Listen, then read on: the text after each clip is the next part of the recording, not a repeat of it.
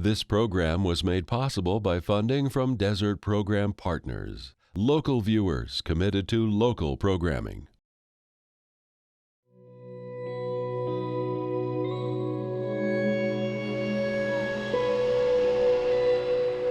Hop in the back where you normally go, okay? On the back, Jack. Hop in the back, Jack. What'd you have for lunch? Did you eat a turkey sandwich? I almost got hot lunch. Hello. So how was your day, darling? Do you have a lot of homework? No, because I did some of it in class. You do have to clean your room today. Where's the golf ball? And the great bug race. Hey, darling. Okay, hey, I'm home. Oh. Are you at the school to pick up Eddie? We're all here at the school. I love you. I'll talk to you when you get home. Okay, I love you too. Bye. Bye. What are you doing? Oh, Mac, you gotta scooch over for your sister. Make room because she's got stuff. Dad's home already. Woo, woo, woo. Ooh, I talked to Gianna today. There's a young lady at our house. Introduce yourself. Mac is 8 and he Googles everything. And he actually, I think, has the best grasp out of all 3 of them. But I've tried being very honest with them because there's no cure for this particular cancer. You want a snack or do you want to start your homework? Could you get me a snack and can I start on my homework later? When pancreatic cancer spreads beyond the pancreas and enters the liver, the prognosis at that point is really, the goal of treatment is palliation, meaning eventually this cancer will take her life. Most people live with cancer of the pancreas when it spreads months to a year to 2 years.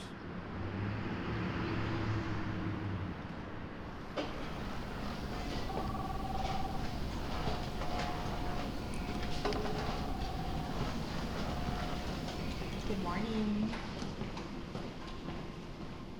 How are you doing? Good. Good. How's everything going? I'm doing well. Good. I'm doing well. You busy today? Because we'll be out before 11:30 or by 11:30. Okay. As long as I get lunch with Mac, I'll do whatever you want. Sweet. We both were married prior. So Trevor was Michael's and Maddie was mine. Trevor, he's 17. He lives with his mom at Fort Hood, Texas. You okay if we do your push? Yes, please. We've been very open and honest with them.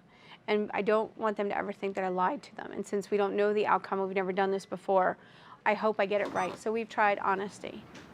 We've toned it down. We don't talk numbers or percentages with them, but they all know that most likely that this cancer is going to kill mommy. But we've never lied to them about it or the fact that it can, or we just don't talk about the numbers. No, we don't discuss them with our doctor either. Like what are the percentages and chances or longevity or what have you. It's just not, that will not get us to remission. It's all over the place with what people want to know, what they should know.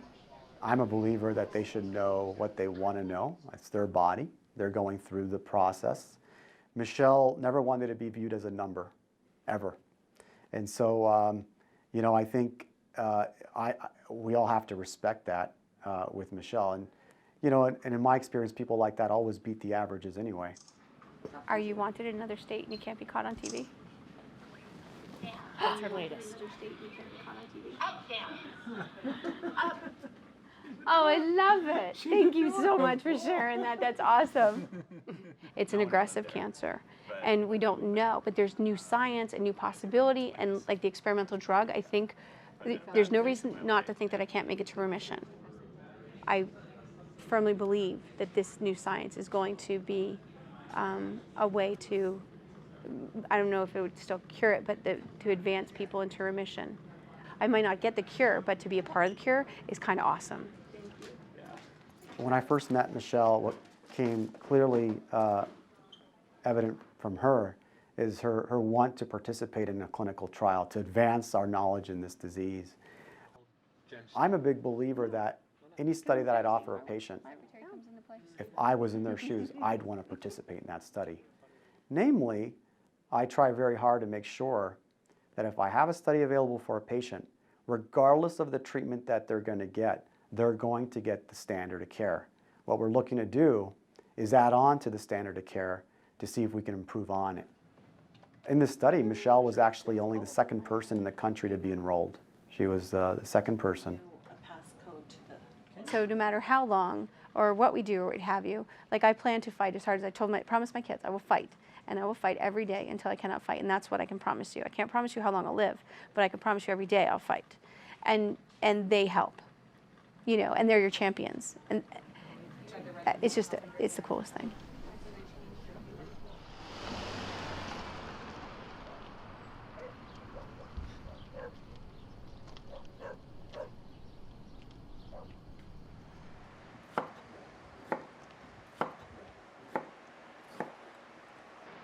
We don't have a choice. Like, we weren't given an option. You know, we were given cancer.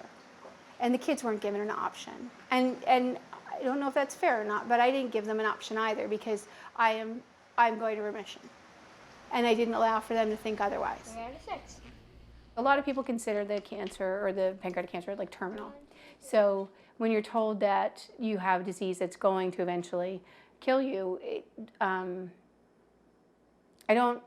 it's weird because I don't feel like it.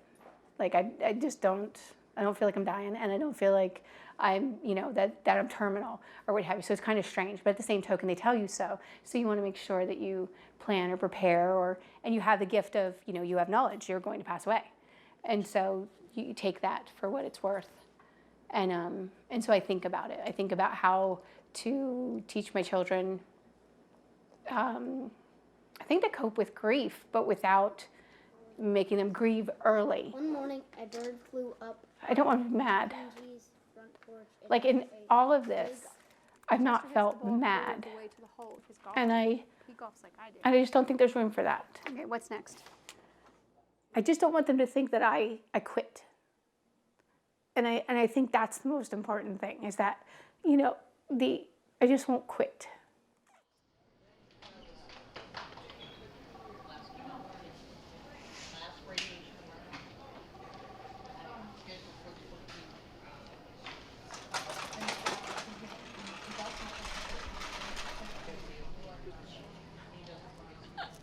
Good morning. Good morning. How was your day? Let's get you back, get you comfy. You're awesome. Hello. A lot of my friends said, you gave me a wake-up call.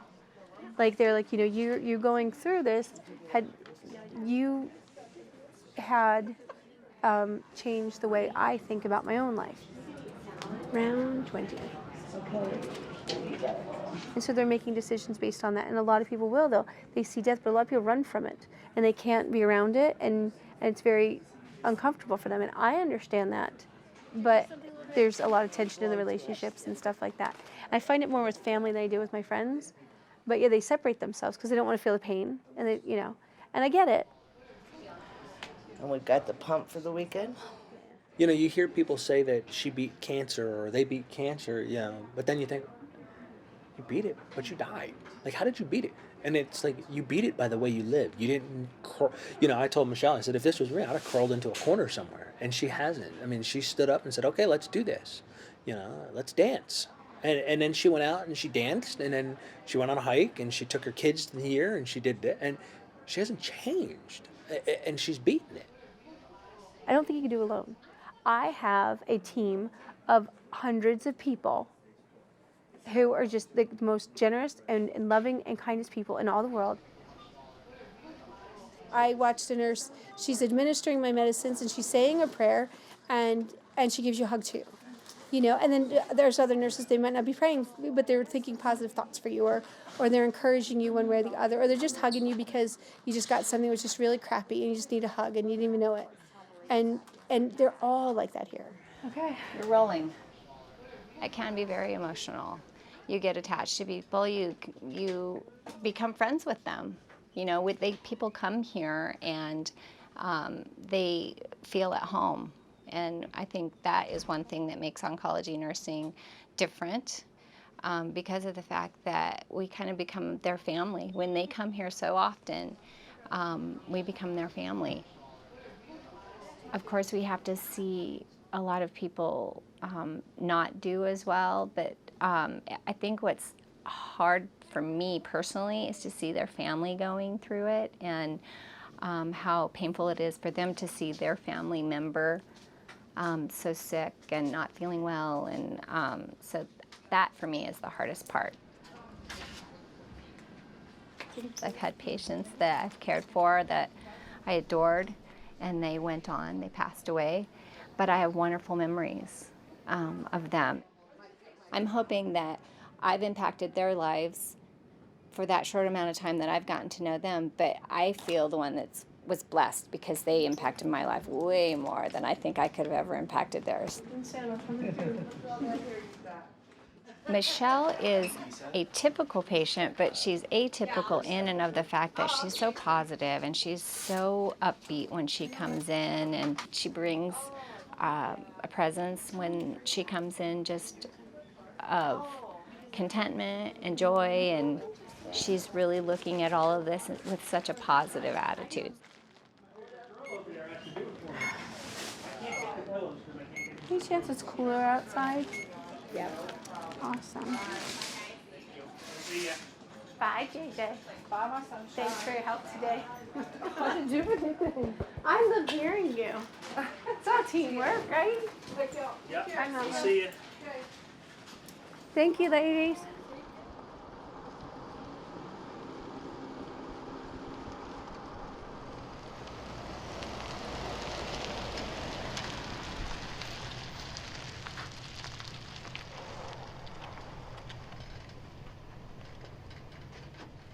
Is this what you want? Because it squeaks. Go. Go get it. Through the table, over the river, through the woods. You come here. So you can hook it up on and carry it like a purse. Carry it across your chest like a knapsack, like any other sacker would have you. I prefer it on my hip when I'm walking around. But I have to be cautious because the chemo goes through your pores. You know, so you have to go potty, you have to flush twice to make sure, and then I clean the toilet bowl and, you know, stuff like that. So I don't go as much in public, and when I do, I try not to touch anything. Madison was just like, Mom, she's like, just sport it. Just wear the bag. Don't worry about what other people think. And I think she's the one that kind of settled me into this just it. Madison is in a place where a lot of these 14-year-old kids are just wanting to be miserable, and I've got a worse life than you do. And Maddie just shakes her head and she's like, are you kidding me? Like, you know, and I think the reality that they're getting, unfortunately, they're losing a childhood. They're more like mini adults, and they have to grow up a little faster. Well, we have to go to Fry's at some hours. point to pick up, after like 2 days, the Fry's on Craycroft? No, Golf Links? They're gonna put your stuff back in circulation. The haloperidol is getting low too. One refill of 60. I couldn't imagine being anywhere else. When this first came out, you think about it, like, I don't know if I can go through this. I don't want to go through this. It wasn't because I did not look at you. I'll never forget it. I was walking home from the school after walking the kids to school, and I thought about it. I'm like, and I thought about it for 2 steps, and I'm like, no, this is where you want to be. This is who you want to be with. You know, you have 3 children. You know, you love her.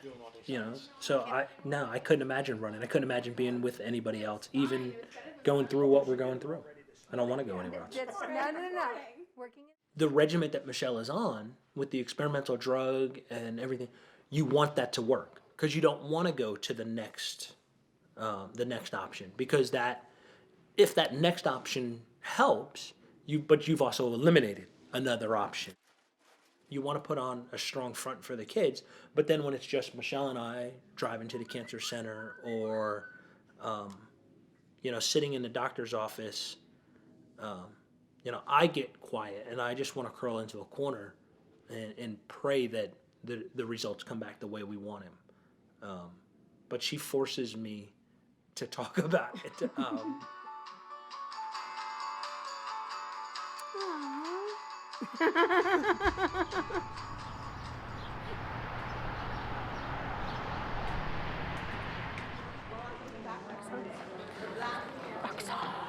Yesterday was Touch it, it feels soft. I got dressed up on purpose today because it's the 21st round. I need my tumor markers to go down too. They're like at 1.5. Can you fix that? Yes. Today is the MRI results, and it's kind of like this is your, not to be dramatic, but it's like, you know, living or dying or kind of thing. So this will tell you if we're on our path to remission or if we have regression and the disease is grown. So I'm somewhere between wanting to throw up and like, let's go get some pills. This is the part of your life that you don't have control over. And so today, what comes next will just determine what we do. Have a great day. I'll see you later. Bye.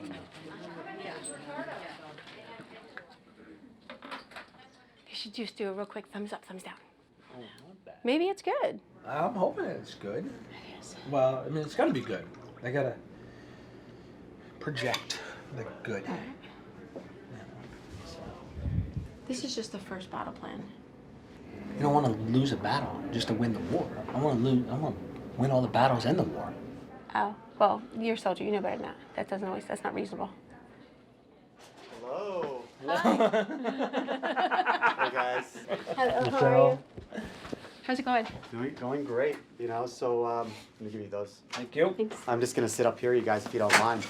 So, I think really great news with the scans. And I say great news. The cancer in the pancreas remains the same size. It's stable. Okay. Spots of the liver have disappeared, and the lesion in the pancreas is not growing. So when we see stable growths in the liver, that's considered a win. In the cancer world, that's considered a win. For those reasons, I want to continue on the same treatment. Michelle, how do you feel about that? I'm good. I thought maybe you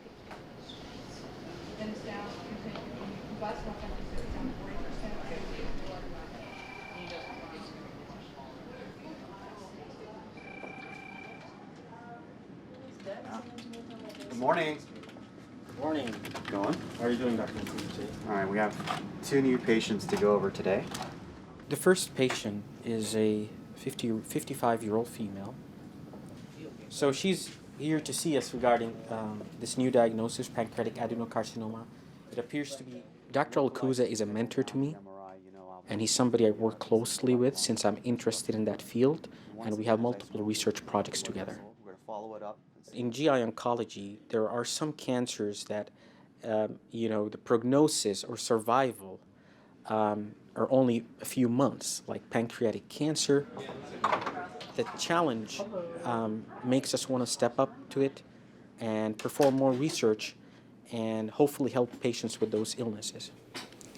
So it's a pleasure to meet you, Ms. Oster. My name is Hani Babiker. I'm one of the hematology oncology fellows. I work with Dr. Imad Alcuza, who's one of our gastrointestinal oncologists. So I'll just ask you a few questions, I'll examine you, and then I'll have Dr. Alcuza come in. Perfect. Okay? Being diagnosed with cancer is a very tough, it's a very tough diagnosis for some patients.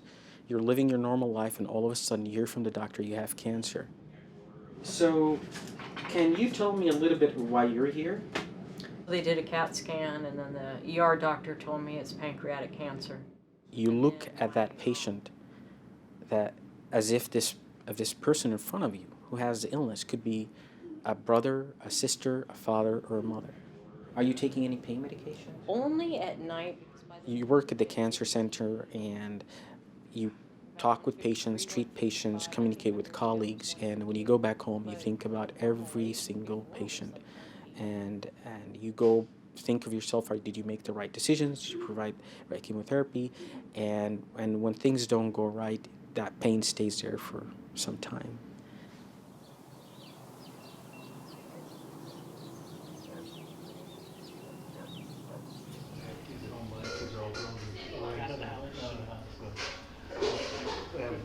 We usually have him for every other Christmas. He flew in last night. I was asleep, so when he flew in. But I woke up and we had dinner together before going back to bed. But I just found the hooks. I'm a bit frustrated thinking it's a year later and I feel like I'm in the same place. Mom, isn't it perfect? So we're kind of celebrating that you've lived a year longer, and then at the same token, I'm like, okay, the second year we have to do more, or we have to fight harder or different or something like that. Free hugs. Free hugs all day long? Mm-hmm. Yep. I think it's been hard on the family, and I feel bad. And like even coming up to like the holidays or what have you, I'm like, it would have been way cooler if we got like maybe diagnosed during tax season. And I'm like, you know, I laugh because we come up to Christmas and Michael and I always argue about like how much for the kids. You have all these different pressures, and what I really want is I want my children to understand the whole meaning of Christmas. And it's not the gift, it's the giving. And it's the giving of yourself and saying that this is a part of me and I want to give this to you. And I love presents just like the next person. But I want them to have that. And that's what I have been blessed with in last year. Are we going through the entire box, Dad? There's 2 boxes we have to go through. Oh, no. I like Facebook anyway because it's a way to connect, especially with military families and stuff. In the sense of a support system, it's amazing. Hundreds of people. Like I don't know exactly number-wise, or I don't pay attention to that, but like there's just like so many people. You feel like every one of them is there and they're fighting in your corner, and it's pretty incredible. And I want everyone to have that. I think no matter anything that you go through in life, even the great things in life, I wish everyone had someone that said, you know, that was cheering you on. I made it out of, we put glue like that, and then we put glitter on it, and then we put little macaroni shapes on it.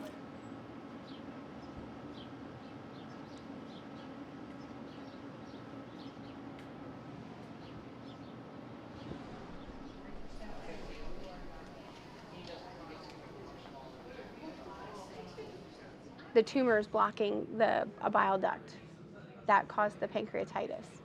And then they went in and added, they put the stent in between the tumor and the bile duct to open it up. How'd you do yesterday with the procedure and everything? I have like a little bit of the usual discomfort after the procedure. The tumor grew in the pancreas, but it hasn't spread. And so that's very lucky for us because with that, the next course of action will probably be spot radiation combined with chemo. Can I do anything for you? No. Okay, let me know. And we kind of knew this was going to happen. Although it still was just like, damn. But people are getting to remission with radiation very successfully. And so I'm excited to try something new. I need to get to remission. So if this is another avenue to remission, and then whatever is the next avenue, and then we just keep going until we find the right one.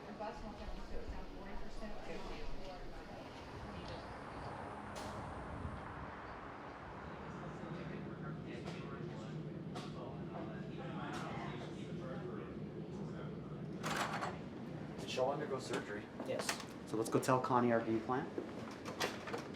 The cancers that I treat, you know, pancreatic, liver cancer, stomach cancer, they're often difficult to treat, and namely because they present to us usually late in the game, meaning they have already spread by the time patients have symptoms. Getting issues. She lives in Safford, which is away from us. In other cancers, cure is absolutely the goal.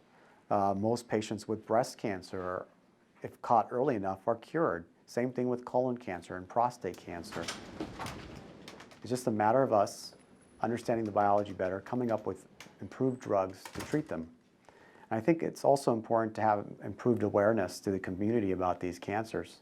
You know, we always hear about breast cancer and prostate cancer in the news. We really don't hear a lot about cancers like pancreatic cancer, yet it's number 4 in terms of death in this country. And as we come down, the advances in the last 10 years have been incredible. By the time I retire, I would hope that we would have a cure for the majority of cancers. I think that's an achievable goal. We're on our way. So I would hope by the time I retire, a disease like pancreatic cancer, that when I'm sitting down with the patient, I'm talking about prognosis, I'm telling them hopefully you're going to live 10 years and beyond, and there's a chance something else might kill you and not this cancer.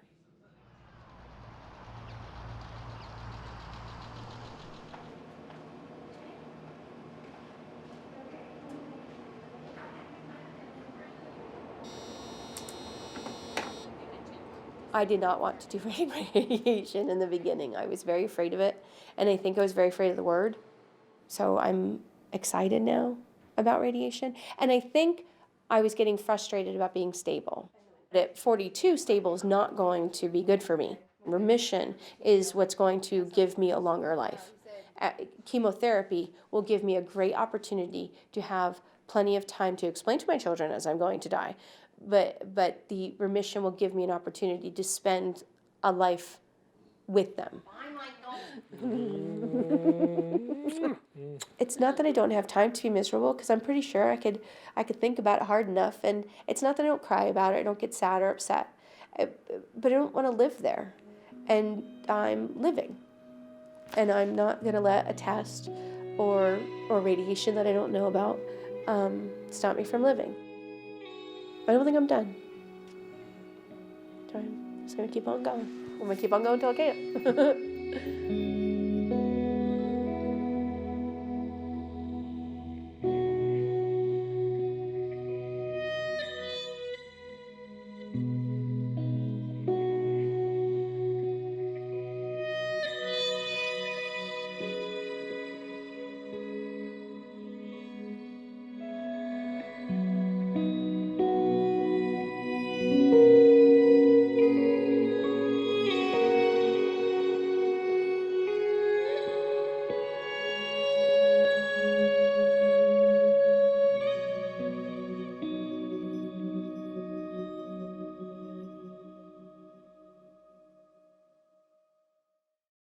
This program was made possible by funding from Desert Program Partners, local viewers committed to local programming.